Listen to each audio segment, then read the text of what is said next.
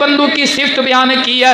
حضرت امام علی مقام امام حسن پاک امام حسین پاک بیمار ہو جاتے ہیں، رنگ زرد پڑ جاتا ہے، پیلا پڑ جاتا ہے۔ مولا علی حیدر کرار دونوں شہزادوں کو ساتھ لیتے ہیں، دربار رسول میں آ جاتے ہیں۔ میرے نبی پاک نے جب شہزادوں کا یہ حال دیکھا نا، حضور نے فرمایا اے علی میرے بیٹوں کو کیا ہوا، میرے نواسوں کو کیا ہوا؟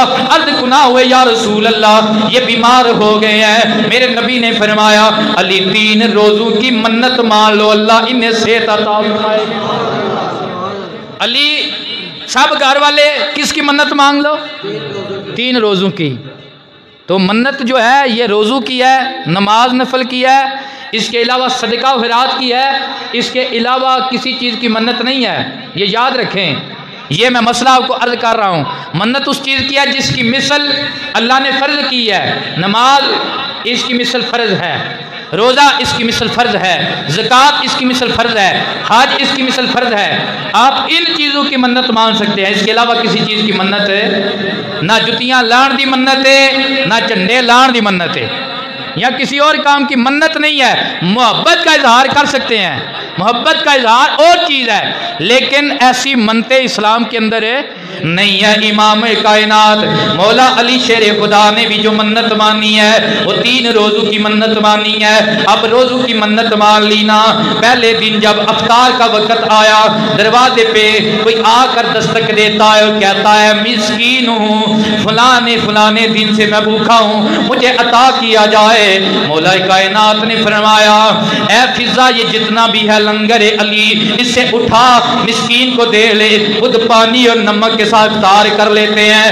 دوسرے دن پھر جناب والا جب افطار کا وقت آتا ہے، انہوں نے روزہ رکھا ہوا ہے، میرے نبی کے گھر والے افطاری کے لیے دسترخوان پہ بیٹھے ہوئے ہیں، کوئی دستک دیتا ہے یتیم ہوں مجھے عطا کیا جائے، بھوکا ہوں۔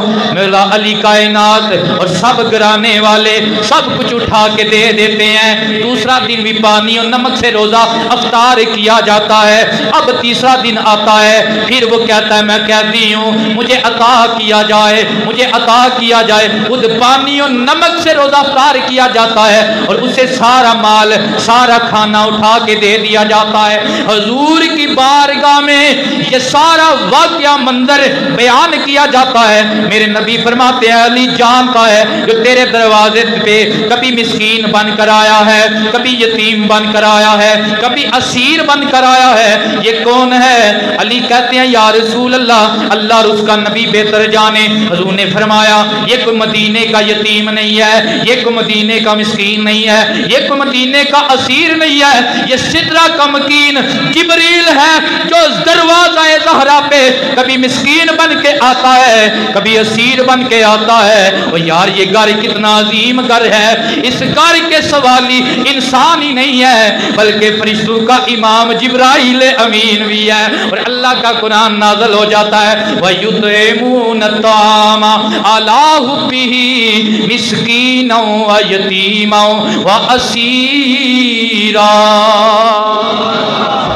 یہ نبی کے گھر والے ہیں، خود بھوکے رہ لیتے ہیں اللہ کی رضا کے لیے، نبی کی رضا کے لیے۔